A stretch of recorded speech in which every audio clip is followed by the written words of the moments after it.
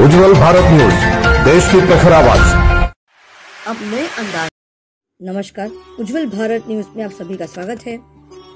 ISKCON यानी international society for Krishna consciousness Bhagavat के सारे ज्ञान हर व्यक्ति तक विश्व स्तर पे पहुंचाता है। ISKCON international society for Krishna consciousness Hare Krishna आंदोलन के नाम से भी जाना जाता है।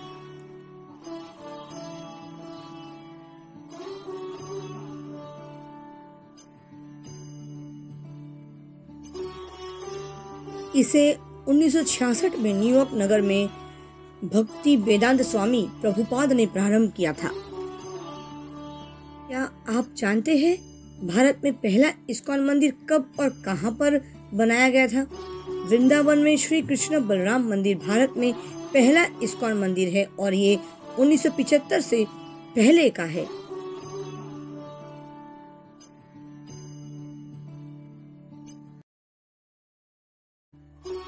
जगन्नाथ यात्रा रथ यात्रा के बाद जो 20 तारीख को पूरे देश भर में रथ यात्रा निकाली गई और अब 24 तारीख को इस्कॉन के द्वारा भी जगन्नाथ जी का रथ यात्रा, बहुत ही भव्य रथ यात्रा निकाली जाएगी।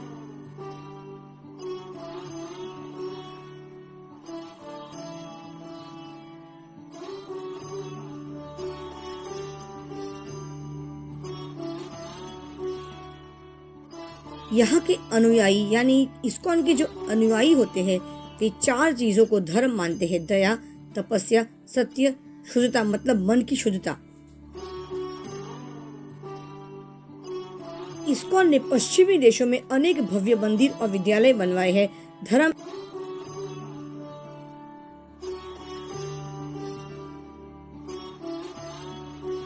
धर्म एवं संस्कृति इस्कॉन के अनुयायी विश्व में गीता एवं हिंदू धर्म एवं संस्कृति का प्रचार प्रसार करते हैं।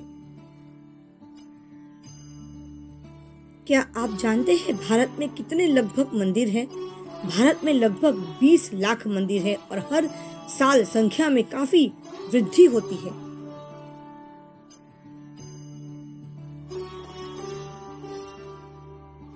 इस्कॉन के तत्व, उनका आधार 5000 वर्ष पहले उन पर आधारित है।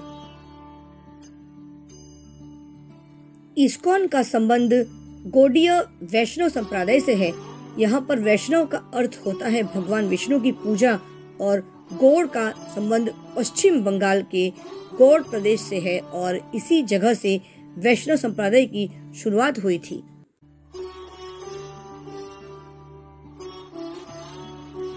इस्कॉन के संस्थापक प्रभुपद पूरे भारत में भगवान श्री कृष्ण के मंदिर बनवाना चाहते थे, इसीलिए दिल्ली में जो इस्कॉन का मंदिर बनवाया गया उसका असली नाम श्री श्री राधा पार्थसारथी मंदिर है और इसकी स्थापना 1995 में की गई थी ताकि भारत को सीधा भगवान कृष्ण के साथ जोड़ा जा सके।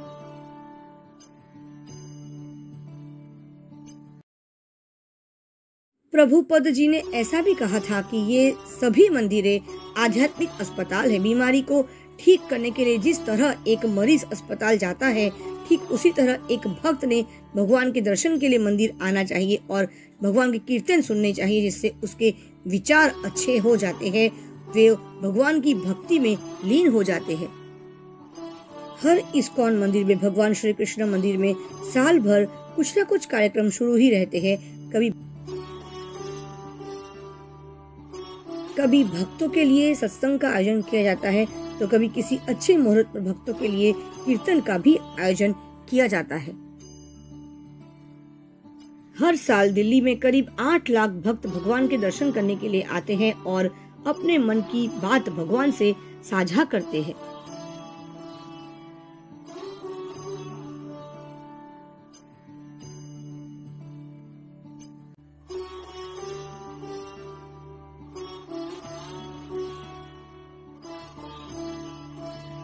दिल्ली में स्थित इस्कॉन मंदिर के बारे में अगर बात करें तो ये मंदिर नई दिल्ली के दक्षिण में स्थित है। इस इस्कॉन मंदिर में कृष्ण भगवान के मंदिर के अलावा भी 3 और मंदिरें हैं और वो करीब 90 फीट ऊंचे हैं।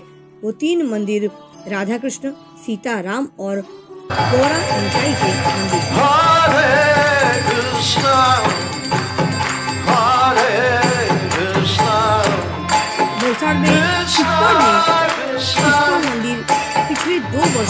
पिछले साल पहली बार जगन्नाथ जी का रथ यात्रा निकाला गया।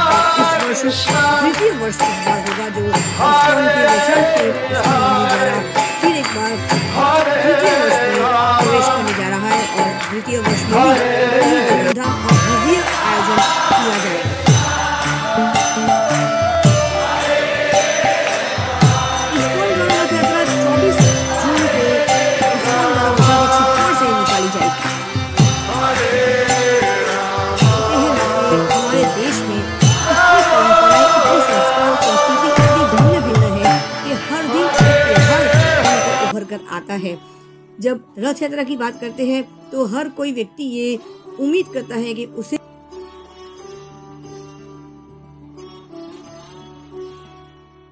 उसे भी रथ की डोर खींचने का मौका मिले और वे भी इस जीवन में रथ के डोर को खींच के अपने हर मुश्किलों को भी ईश्वर के साथ सामने समक्ष रख दे।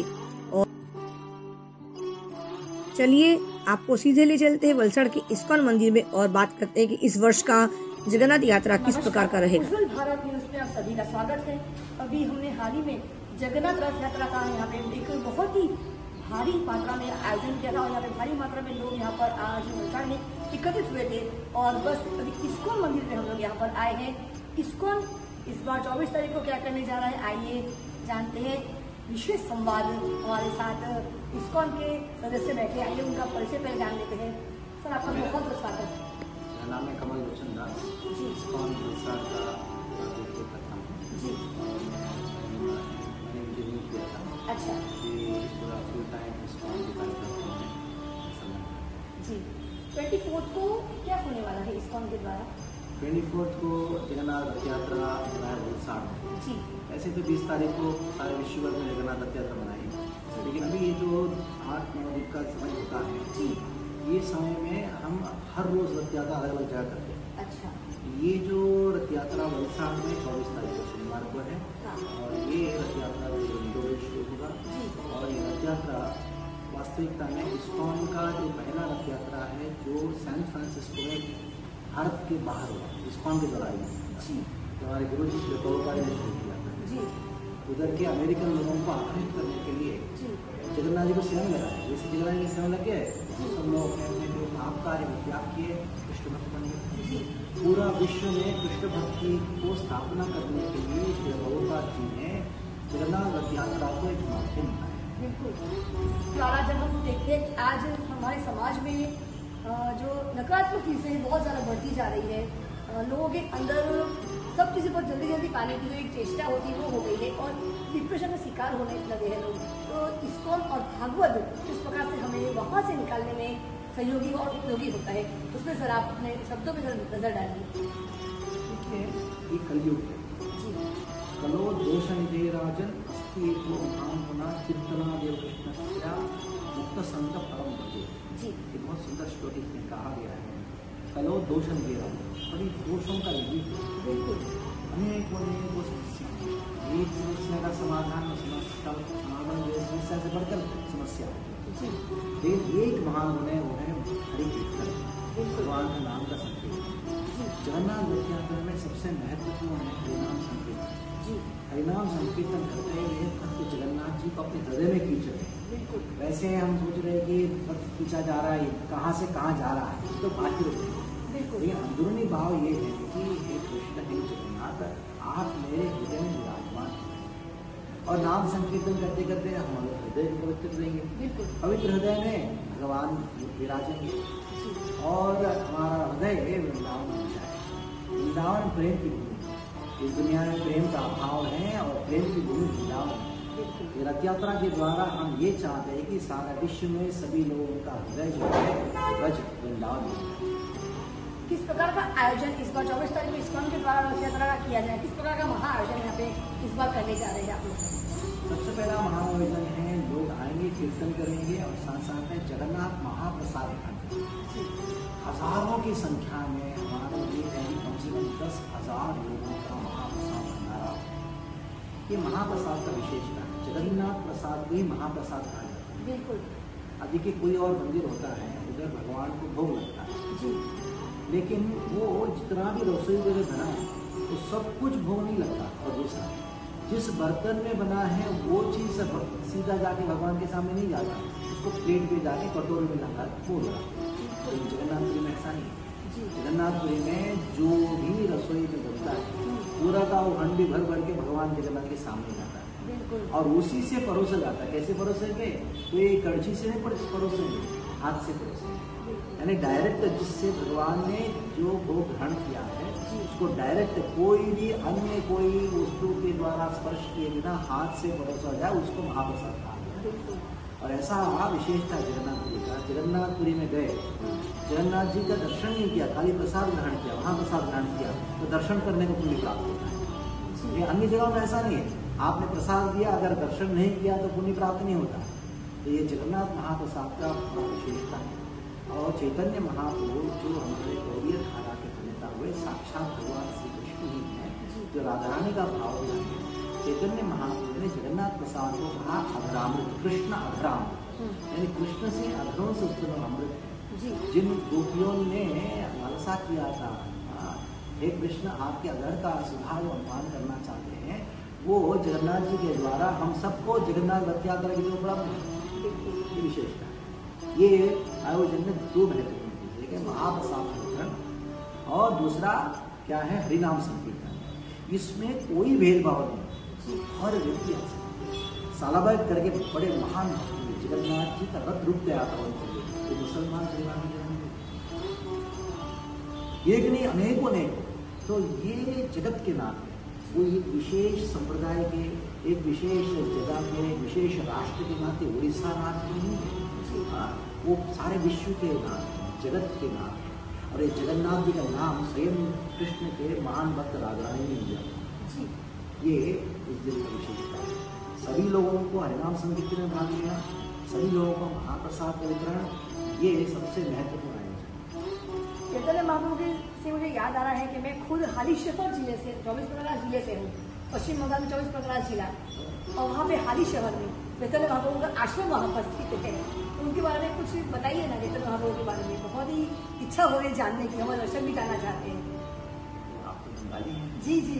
महाप्रभु और जगन्नाथ जी, ये दोनों कृष्ण के स्वरूप, दोनों विशेष स्वरूप है कृष्ण के। क्या स्वरूप है दोनों का?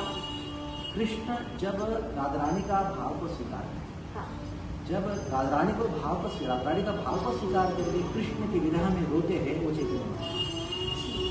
जगन्नाथ जी कौन है? वो भी कृष्ण है। लेकिन जब कृष्ण राधा रानी के विरह में, ब्रज के भक्तों के विरह में रोते हैं, वो स्वरूप जगन्नाथ। दो कृष्ण के स्वरूप है, एक जगन्नाथ जी रथ के ऊपर आरूढ़ है और एक है चैतन्य महाप्रभु, वो भी कृष्ण है। वो दोनों रोते हुए स्वरूप है। उन दोनों का जो मिलन है, राधा और कृष्ण का मिलन, अनेकों सालों के विवाह के बाद राधा कृष्ण का मिलन है, वो रथ यात्रा है। यानी प्रेम के जो साम्राज्य का पराकाष्ठा है रथ यात्रा।